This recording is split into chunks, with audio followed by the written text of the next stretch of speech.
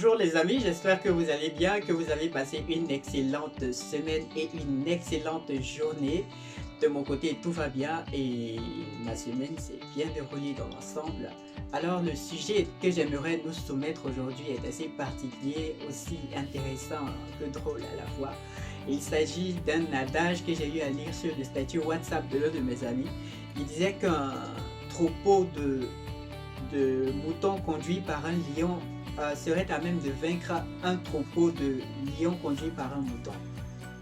Alors, moi, j'aimerais bien que vous me donniez vos avis là-dessus dans les commentaires.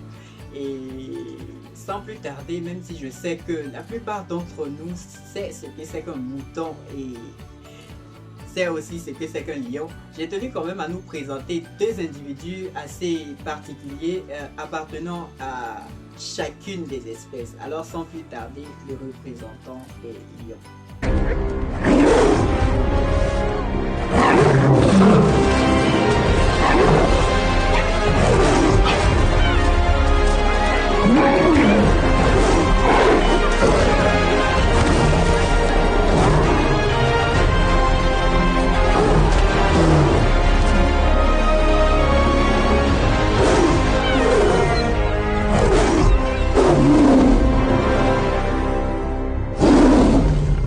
Comme on a pu le remarquer, il n'y a pas photo, les lions, c'est fort, c'est puissant et c'est charismatique.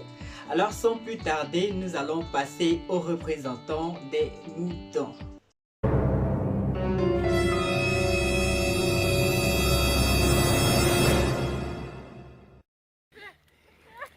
Oh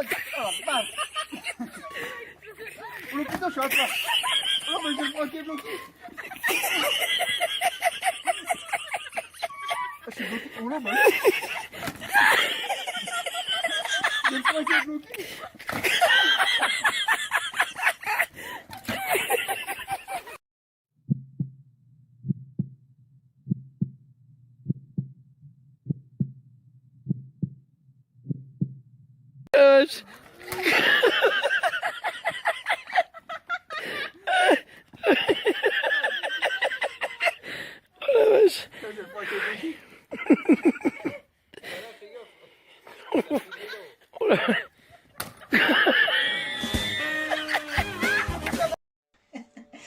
Voilà, nous revoilà maintenant, après avoir achevé la représentation des individus appartenant à chaque espèce. J'espère que notre mouton a été à la hauteur et notre lion aussi. Maintenant, nous allons aborder de manière plus posée le sujet. Alors, je voudrais commencer par vous demander de vous imaginer sur à quoi pourrait ressembler une confrontation réelle entre un troupeau de moutons dirigé par un lion et un troupeau de lions dirigé par un mouton. La première question qui allait se poser, c'est qui gagnerait.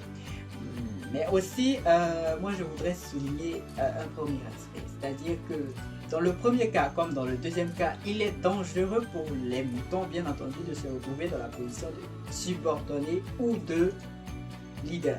Parce que personne n'est sans savoir que la nourriture principale des lions, c'est la viande. Ok, maintenant, s'il est vrai que l'union fait la force, il est aussi vrai que toute union sans leader est vouée à l'échec, est fragile. Et que, voilà, si je veux le dire autrement, donc un serpent sans tête est aussi un serpent sans queue. Donc dans tous les cas, il est voué à la mort, il va mourir, voilà.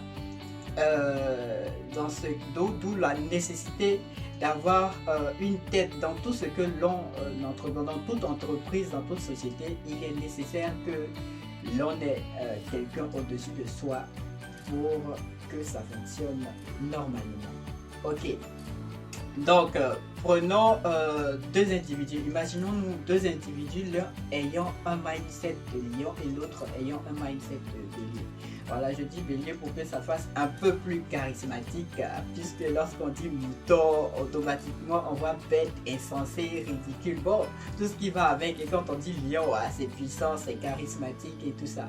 Donc, imaginons-nous un peu ces deux individus et voilà, l'on pourrait se dire qu'avec toutes les caractéristiques et voilà, la prestance du lion, celui-ci serait à même de mieux diriger un groupe que le, que le mouton, bien entendu. Mais il y a aussi un fait marquant, c'est que dans la société même où nous sommes, les individus, les individus qui sont généralement en tête de groupe ne sont pas forcément les plus intelligents.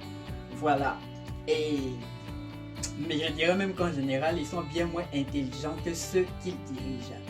Donc, euh, dans la mesure où il y aurait confrontation, qui gagnerait encore? Je vous pose la question.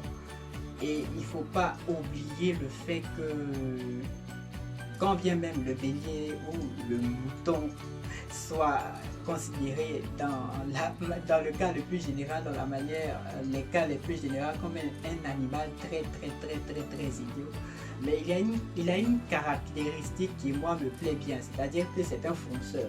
Il ne recule devant rien. Par contre, je me vois mal un lion foncer lorsqu'il voit le danger. C'est même ça peut être considéré comme une force et une faiblesse. Mais ici, on parle de leadership. Donc, si quelqu'un veut être un leader, il faut qu'il soit capable aussi de prendre des décisions qui parfois peuvent sembler dangereuses, mais qui sont quand même audacieuses. Un leader doit avoir de l'audace. Si vous n'êtes pas d'accord, je veux que vous le mettiez aussi dans les commentaires. Donc, du lion et du bélier, je pense que c'est le bélier le plus audacieux. Il ne recule devant rien. Et c'est une caractéristique que selon moi, tout leader est censé avoir. Et voilà, c'était mon avis. C'est mon avis brièvement détaillé.